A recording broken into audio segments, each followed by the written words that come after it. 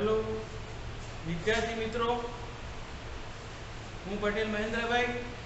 आज मारो विषय है गुजराती धोरण 7 पाठ 6 भीखू।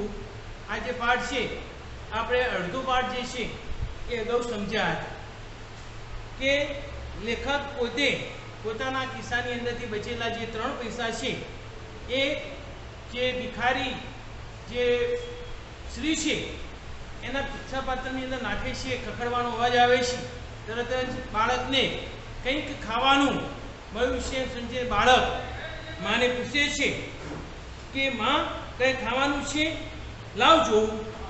ત્યારે એની માં કહે છે ખાવાનું તો ભાઈ લાવે ત્યારે, પણ એ ગયો ક્યાં, ક્યાં ન ગયો છે। માં કહે છે કે કશું ખાવાનું નથી, ખાવાનું તો ભાઈ ભીખ માંગવા માટે ગયો છે। એ ભીખ માગીને લાવે ત્યારે કહે છે કે આપણને મળશે। પાછળથી લારીવાળાનો હટોભાઈ હટોનો અવાજ આવતો હું એક તરફ હસ્યો ને શિંગોડાવાળાએ એક જાતના સરની જે થઈ પગથી પર ચડી ગયો। ફૂલોની છાબડીઓ પર, નાળિયેર પર, સાબુ પર, ગોળ પર એમ અનેક પદાર્થો પર ફરતી દ્રષ્ટિ સામેના રસ્તા પર મીઠાઈની 2 દુકાનો છે તેની આગળ જામેલી લોકોની ઠળ તરફ ખેંચાય। ધીમે ધીમે આગળ જાય છે તો વિવિધ જે ફૂલોની દુકાનો છે, કરિયાણાની જે દુકાનો છે એ જોતા જોતા લેખકની જે નજર છે એ મીઠાઈની જે દુકાન છે, 2 દુકાનો છે એ દુકાનો તરફ આકર્ષાય છે। શા માટે તે આકર્ષાય છે? કારણ કે દિવાળીનો સમય છે। દિવાળીનો સમય હોય એટલે આપણે જોતા હોઈએ છીએ કે આવી જે મીઠાઈની દુકાનો છે એના ઉપર વધારે ભીડ હોય છે। એ પણ રોશનીથી સજાવેલી છે, મીઠાઈઓ સરસ રીતે બહાર ગોઠવેલી છે। કાંઈ તહેવાર હતો ને બંને દુકાનોએ રોશની કરી હતી। મારા પગલાં સહેજ તે તરફ ગયા। દિવાળીનો તહેવાર હતો, દુકાનો રોશનીથી સજાવેલી છે, મીઠાઈઓ સારી રીતે ગોઠવેલી છે એટલે લેખક એ તરફ જાય છે। દુકાનમાં ગોઠવેલી મીઠાઈને જોવા માટે ઘણા ખરા ઊભા હતા। આપણે સામાન્ય રીતે જોતા હોઈએ છીએ કે દિવાળીનો સમય હોય એટલે લોકોની જે નજર છે એ મોટાભાગે મીઠાઈની દુકાનો તરફ હોય। બહાર સરસ મજાની મીઠાઈની દુકાનો ઉપર મીઠાઈ ગોઠવેલી છે। આ લોકોની જે ભીડ છે એ પણ એ દુકાન ઉપર હતી।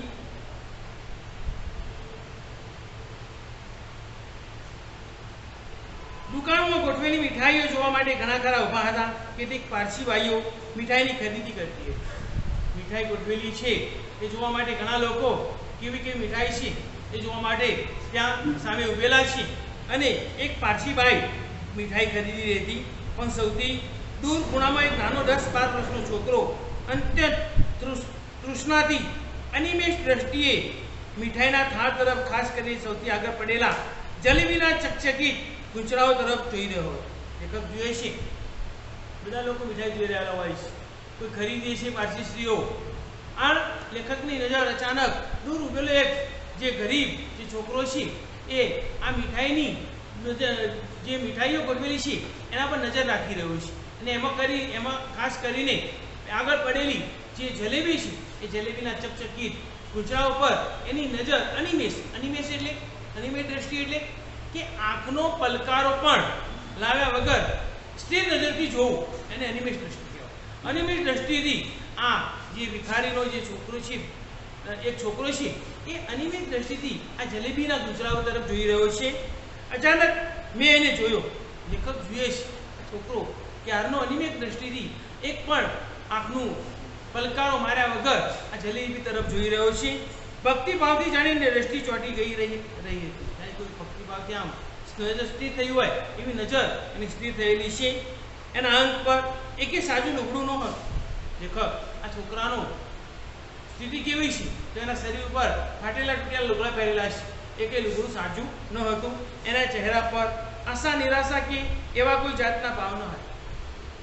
ગરીબીને કારણે આશા નિરાશાનો કોઈ ભાવ નથી, જે છે એનાથી જાણે કે સંતોષ માનતો હોય એવું લાગતું હતું। હું ધીમેથી ગોળ ચક્રાવ ખાઈ પેલા છોકરાની પડખે પણ જરા દૂર અંધારામાં જઈ ઊભો ને એના પર નજર કરી। લેખક એ જો છોકરો અનિમેષ દ્રષ્ટિથી ઊભો રહ્યો છે એના બાજુમાં અંધારામાં જઈને ઊભા રહે છે। એ શાંત લીન બની જલેબી નીકળી રહ્યો હોય। લેખક જોઈએ છે શાંત એક લીન એટલે તલ્લીન થઈ અને ધ્યાન મગ્ન બની અને આ જે જોઈ રહ્યો હોય એની આ સમાધિથી આકર્ષેલા એક જુવાને મારા તરફ જોઈ હાસ્ય કર્યું. લેખક જોઈએ છે તો અનિમેય દ્રષ્ટિથી આ છોકરો જોઈ રહ્યો છે, એને મસ્કરીની દ્રષ્ટિથી એક માણસ હસી કાઢે છે અને લેખક તરફ જોઈએ છે. મારા તરફ કશો જવાબ ન મળતો તે દુકાન તરફ પડ્યો. લેખક કશો પ્રતિસાદ આપતા નથી એટલે તરત એ આ જે મીઠાઈની દુકાન છે એ દુકાન તરફ જાય છે. પાસે જલેબીનું પડીકું બંધાવી ને તેનામાંથી એકાદ કાઢીને ખાતો ખાતો પેલા છોકરા પાસેથી પસાર થઈ. 100 ગ્રામ જેટલી જલેબી જોખાવે છે અને એ કાગળની અંદર લઈ અને જ્યાં પેલો અનિમેષ દ્રષ્ટિથી છોકરો જલેબીને જોઈ રહ્યો છે એને લલચાવવા માટે એના આગળ થઈને નીકળે છે. અડધી આસામાં અડધી ગેલસામાં પેલા છોકરાએ જરા હથેળી લંબાવી. પેલો છોકરો જલેબી ખાવાની એની ઈચ્છા છે એટલે એની પાસે હાથ લંબાવે છે. સુગંધ લઈ શકાય એટલી નજીકથી પડીકાવાળા જુવાન સાથે જલેબીની પસાર થતી જોઈ તેના મોંમાંથી તેનું મોં પાણી થઈ. પેલો માણસ પડીકું લઈને નીકળે છે, પેલો હાથ લંબાવે છે, કશું આપતો નથી, એના મોંની અંદરથી પાણી આવી જાય છે. તે પગના અંગૂઠા પર જરાક ઊભો થયો. પગના અંગૂઠા ઉપર જરાક ઊભો થઈ અને જોવાનો પ્રયત્ન કરે છે. નીચો થયેલો ફરી શરીર ઊંચું અને તરત જ નીચો થઈ પોતાનો ગોઠો પડેલો હાથ તેને પોતાના લગર વગર કંગાત પહેરામાં છુપાવી દીધો. આમ હાથ લાંબો કર્યો છે, કશું મળતું નથી, પણ ગોઠો પડેલો હાથ પાછો એ લઈ લે છે. પાછળથી મોટરના ઘૂંઘરાનો અવાજ થયો. આગળથી એ આંખ પણ નથી કે શું એમ કોઈ પારસી બહાનું સાથે આવેલા પટાવાળાએ ધમકાવ્યો અને પેલા ઉભેલા કોઈએ જા અહીં કેમ ઉભો છે, તારે શું લેવાનું છે, તારે શું લેવાનું હોય એમ કહી તેને ધિક્કાર્યો. પેલી પારસીબાઈ છે એની સાથે આવેલો એક પટાવાળો છે. એ પટાવાળો આ ફાટેલા તૂટેલા ચિત્રાવાળો જે છોકરો ઉભેલો છે એને થોડું ધમકાવે છે કે તારે આ મીઠાઈની દુકાને શું લેવાનું હોય, તું શા માટે ઊભો છે, અહીંથી જા એમ કરી ધિક્કારીને કાઢે છે. બધા વેગે દબાવતો હોય તેમ ધીમે દ્રષ્ટ પગલે પાછો હટ્યો. એકદમ દુકાન પરથી નજર ખેંચી લીધી ને અત્યંત આઠ સ્વરે પીકા હાસ્ય સાથે બોલ્યો, હા ભાઈ સાચું, હું સવારનો ભૂખ્યો છું, પણ મારે ભિખારીને શું લેવાનું હોય. તેણે જોરથી મુઠ્ઠી વાળી. અંદર ખખડેલા પૈસાનો અવાજ સ્પષ્ટ સંભળાયો. એક પણ દ્રષ્ટિ પાછળ ફેંક્યા વગર તે ચાલી ગયો. જોઈએ છે તો કોઈએ એને પૈસા આપેલા હોય છે એના પૈસા પાત્રની અંદર એ પૈસા લઈ અને તે ત્યાંથી ચાલો જાય છે. આ ભિખારી એક દુકાને ઊભો રહી 6 પૈસા દાળિયા ચોખાવતો. આ જે ભિખારી છોકરો છે એ ચણાની દુકાને જાય છે અને એને જે ભીખની અંદર જે પૈસા મળેલા છે એની અંદર 6 આના મળેલા છે. એના આ જે ચણા છે એ ચણા પોતાના ભાઈ ભાડું અને મા માટે લઈ જવા માટે એ ચણાની દુકાનેથી ચણા જોખાવતો હોય છે. અચાનક મને પેલી સુના શબ્દો યાદ આવ્યા. અરે કદાચ એ દરવાજાની સાંકડી નેળમાં સરતા જૂનો છોકરો સ્તંભ છે. પેલી સ્ત્રી કહેતી હતી કે ખાવાનું ભાઈ લાવે ત્યારે એટલે લેખકને તરત જ ધ્યાન આવે છે કે ખરેખર કે આ છોકરો પેલી સ્ત્રીનો છોકરો ન હોવો જોઈએ કે જે ભીખ માંગવા માટે ગયો હોય. કદાચ શું એ જ હશે. લેખક કદાચ શું આ એ જ લાગે છે એમ. સામેની દુકાને નીચે બેસી ધૂળમાં પોતાનું ચીથરું પાથરી તેમાં તેણે દાળિયા બાંધી રહ્યો હતો. તેણે એક મુઠ્ઠી તેમાંથી ભરી વીજળીના પ્રકાશમાં એ મુઠ્ઠીને અંદર જતી મેં જોઈ અને એને ઝડપથી લેવા આતુર બહોળું થતું જોયું. લેખક જુએ છે તો એની જે દાળિયા ચોખાવાય છે એ એક ચિત્રાની અંદર નાખેલા છે, ફાટેલા તૂટેલા ઉઘાની અંદર. એની અંદરથી એક મુઠ્ઠી લઈ અને ખાવાનો પ્રયત્ન કરે છે, પણ પોતાનું મોં પહોળું કરે છે એ ખાઈ શકતો નથી. કેમ? કારણ કે એને તરત જ પોતાના ભૂખ્યા ભાઈ ભાડું એની મા યાદ આવે છે. એને એમ થાય છે કે જો હું આ દાળિયા ખાઈ જઈશ તો મારા ભૂખ્યા ભાઈ ભાડું શું ખાશે, મારી મા ભૂખી મરશે. એવી આશાએથી એ ખાઈ શકતો નથી. મારી નજર પેલા ભિખારીના મોંને બંધ થઈને નીચે આવતું જોયું. એનું વદન કરમાઈ ગયું હતું. તેણે ભરેલી દાળિયાની મુઠ્ઠી એમને એમ ચિત્રામાં પેસતી જતી હતી. ભૂખનું દુઃખ ગળી ને ચિત્રું વીંટાળી તે દરવાજા તરફ વળ્યો. લખકે આ બધું જોયું છે કે દાળિયા ખાવા જાય ખાઈ શકતો નથી અને એ પોતે પાછા પોતાના ફાટેલા તૂટેલા લુગડાની અંદર બાંધી દે છે અને એ પેલા 3 દરવાજા પાસે જે આ સ્ત્રી બેઠેલી હોય છે એના તરફ જતો લેખક એને જોઈએ છે અને પેલી સ્ત્રી પાસે ગયો. લેખકે જે અંદાજ નાખ્યો હતો કે આ પેલી સ્ત્રીનો છોકરો છે. આ છોકરો ત્યાં જ જાય છે.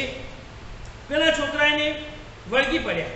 આજે પોતાનો ભાઈ ભીખ માગીને ત્યાં ગયો હોય એટલે એના જે નાના નાના ભાઈ વાળું છે એ કંઈક ખાવાનું મળશે એવી આશાથી એના ભાઈને વળગી પડે છે. ને સ્ત્રી પોતાની ફાટેલી તૂટેલી ગોદડી પર તેને બેસાડી પૂછ્યું, બેટા કંઈ ખાધું? માં પોતે પોતાનું બાળક ભીખ માગવા માટે ગયું છે, એને ભીખ માગીને આવ્યો છે, એને પ્રેમથી પોતાની પાછળ ગોદી પાથરી અને બેસાડે છે અને પૂછે છે કે બેટા તે કંઈ ખાધું? મારા અંગે અંગમાંથી ટાઢીની ચમકારી પસાર થઈ ગઈ. લેખકને ખરેખર નવાઈ લાગી છે કે આ છોકરો પોતે ભીખ માગીને કુટુંબનું ભરણ પોષણ કરનાર હોવા છતાં કે પોતે કંઈ ખાતો નથી અને આ ભાઈ બાળો માટે લઈ જાય છે. એ લેખકને નવાઈ લાગે છે. હા માં, તે શાંતિથી બોલ્યો અને માં પૂછે છે કે બેટા તે ખાધું? એણે કશું ખાધું નથી, છતાં પોતાની માં અને ભાઈ બાળો ખાઈ શકે એ માટે એની માં ગઈ જૂઠું બોલીને કહે છે શાંતિથી, મેં તો બહુ દાળિયા ખાધા, ખૂબ પાણી પીધું ને પછી આવ્યો છું. એમ તો ઘણા ચણા ખાધા છે, ખરેખર હકીકતની અંદર એને કશું ખાધું નથી. ચણા ખાવા જાય છે, તરત પોતાના ભાઈ બાનું આવતો એ પાછી મૂકી દેશે ઊંધી, છતાં એ પોતાના ભાઈ બાળોને માં ખાઈ શકે એ માટે એને જૂઠું બોલી અને કહે છે કે મેં તો ધરાઈને દાળિયા અને પાણી પીધું છે. અત્યાર સુધી ક્યાં રોકાણો હતો ભાઈ? એની માં એને પૂછે છે કે અત્યાર સુધી તું ક્યાં ગયો હતો? માં પેલી જલેબીની દુકાન છે ને ત્યાં શેઠિયા મને જલેબી ખવડાવે. જલેબીની દુકાન છે ત્યાં શેઠિયા મને જલેબી ખવડાવે. હકીકતની અંદર એને કોઈએ જલેબી આપી ન હતી. હે હા માં, અમારો ભાગ કરતા છોકરા કૂદી પડે. એના નાના ભાઈ બાળું કહે છે કે જલેબી હોય તો અમને પણ આપો એમ. છોકરો શરમીદો થઈ ગયો. માએ તેની સામે ઠપકાથી ને સંતોષથી જોયા કર્યું. બેટા એવું હોય તો પોતાના ભાદરડાને માટે થોડુંક રાખીએ. ભાદરડા એટલે ભાઈ બહેન. કહે છે કે આવું કંઈક મળે તો આપણા ભાઈ બહેન માટે થોડું આવીએ. તું મોટો, તારા પાડ્યા આ મોટો થાય તેમ છે. દાળિયા ક્યાંથી કાઢ્યા? કહે છે કે દાળિયા તું ક્યાંથી લાવ્યો એમ? બરફ સારો, તેના 10 પૈસા આવ્યા ને? હા, બરફ સારો એટલે બરફની પાટો કહે છે કે આગી પાછી કરી ભરાવી, એની અંદરથી કહે છે કે 6 આના આવ્યા, 10 પૈસા મળ્યા, એની અંદરથી કહે છે કે 6 આનાના દાળિયા લાવ્યો. હા, કેટલા પૈસાના દાળિયા લાવ્યો? 6 એમ બોલતા બોલતા તે છેવટે કહી નાખ્યું 10. આના જીવનને જરા કે ટેકો આપ્યો હોય. બધાને ભિખારી ઘણી વખત આપણે ઉદ્યોગ કરવાનો ઉપયોગ કરીએ છીએ, પણ આ છોકરાએ ભાંડું માટે જલેબી જતી કરી, દાળિયા ન ખાધા અને ખોટું બોલ્યો એને મદદ. ખરેખર આ છોકરાએ દાળિયા પણ ખાધા નથી, જલેબી પણ ખાધા નથી, પરંતુ પોતાના ભાઈ ભાંડું એ ખાઈ શકે એ માટે જૂઠું બોલે છે. ઉતાવળથી કિસ્સામાં ગયેલો હાથ પાછો પડ્યો. ધોબીનો ધોયેલો કોટ આજે જ પહેરેલો હોવાથી સાબરમતીથી થોડીક ઝીણી રેતટ હાથ સાથે ચોટી. લેખકને દયા આવે છે. એ આ છોકરાને કંઈક આપવા માટે પોતાના કોટના ખિસ્સાની અંદર હાથ નાખે છે, પણ એમના કોટના ખિસ્સાની અંદર કંઈ પૈસા બચ્યા નથી. જે પૈસા હોય છે એને પહેલાં ભીખની અંદર આપી દેવાય છે. મેં હોટલની સિનેમાને આજે બીજી વખત યાદ કર્યા. લેખકને ફરીથી હોટલ અને સિનેમા યાદ આવે છે કે ખરેખર જો મેં આજે આ હોટલ અને સિનેમાની મોજ શોખની અંદર આ પૈસા ન વાપર્યા હોત તો આ ગરીબને હું આજે મદદ કરી શક્યો હોત. એટલે કે આપણા આવા કે છે કે સામાન્ય ભોગ વિલાસની અંદર ઘણા ગરીબોનું પોષણ થઈ શકતું હોય છે એવો લેખકને ખ્યાલ આવે છે. જે કે એમની પાસે શરીરને મેં કહ્યું, છોકરા તારું નામ? લેખક આ છોકરાની છે નજીક જાય છે, નજીક જઈને પૂછે છે કે છોકરા તારું નામ શું છે? અવિશ્વાસભરી રીતે એ મારી સામે જોઈ રહ્યો છે કે મારી સામે જોઈ રહી છે અને કહે છે અત્યંત પ્યારથી તેનો હાથમાં લઈ મેં કહ્યું, છોકરા તે જલેબી ખાધી? એ તો મેં જોઈ. લેખક એ છોકરાનો હાથ પકડી અને કહે છે કે બેટા, કહે છે કે તે જલેબી કઈ રીતે ખાધી એ પણ મને ખબર છે, તે દાળિયા કઈ રીતે ખાધા એ પણ મને, કારણ કે લેખક આ છોકરાનું નિરીક્ષણ કરી રહ્યા હોય છે. એટલે લેખકને બધો ખ્યાલ છે કે એને જલેબી ખાધી પણ નથી, દાળિયા પણ ખાધા નથી. લેખક કહે છે કે આ બધું મેં જોયું છે, દાળિયા ખાધા એ પણ જોયું, પણ તારું નામ તો બોલ. છે કે તે ચણા ખાધા એ પણ મેં જોયું છે, પણ કહે છે કે તારું નામ શું છે? પોતાની વાત કરાઈ ગઈ જાણીની તેને રૂચાઈમાં જરા મોં મલકાવ્યું. પોતાની વાત જાણે કે આ ભાઈ જાણી ગયા હોય લેખક એ રીતે એ પોતે પોતાનું મન મલકાવીને કહે છે. નીચું જોઈ બોલ્યો, મારું નામ ભીખુ સાહેબ, એ મારું નામ ભીખુ છે. હું ભીખ માગીને આ મારા કુટુંબનું ભરણ પોષણ કરું છું. આમ એક ભીખુ પોતે ભિખારી હોવા છતાં પોતે ભૂખ્ય રહી અને પોતાના ભાઈ બાળુ અને માની કેવી કાળજી રાખતો હોય છે એને લેખકે આ પાઠની અંદર સરસ રીતે પ્રતિબિંબિત કર્યું છે. હવે આપણે જે શબ્દાર્થ શબ્દ સમૂહની રૂઢિપ્રયોગો લખીશું એ તમારી નોટબુકની અંદર ઉતારવાના છે. વિદ્યાર્થી મિત્રો, હવે આપણે શબ્દાર્થ અને રૂઢિપ્રયોગો જોઈએ. અહીંયા પહેલો શબ્દ છે ટઠારો.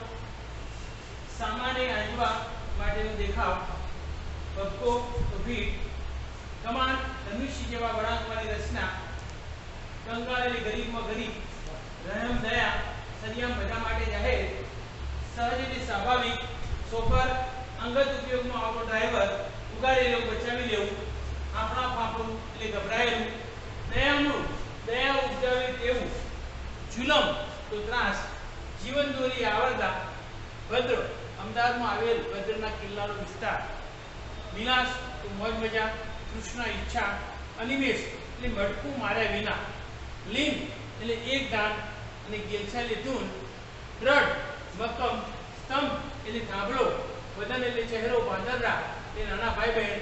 અને હવે રૂઢિપ્રયોગ છે ઉગારી લેવું તો બચાવી લેવું, વાત કળાઈ જેવી સમજાઈ જવું, રાડ ફાડી એવી પૈથી ચીસ પડાઈ જવું, વદન કરમાઈ જવું નિરાશ થઈ જવું. તો આપણે શબ્દાર્થની રૂઢિપ્રયોગો છે તમે લખી દેવાના છે નોટબુકની અંદર. અને અભ્યાસ અને સ્વાધ્યાય જે છે એ પણ નોટબુકની અંદર લખવાનું છે. કોઈ તમને મુશ્કેલી હોય તો તે ફોન દ્વારા પૂછી શકો છો.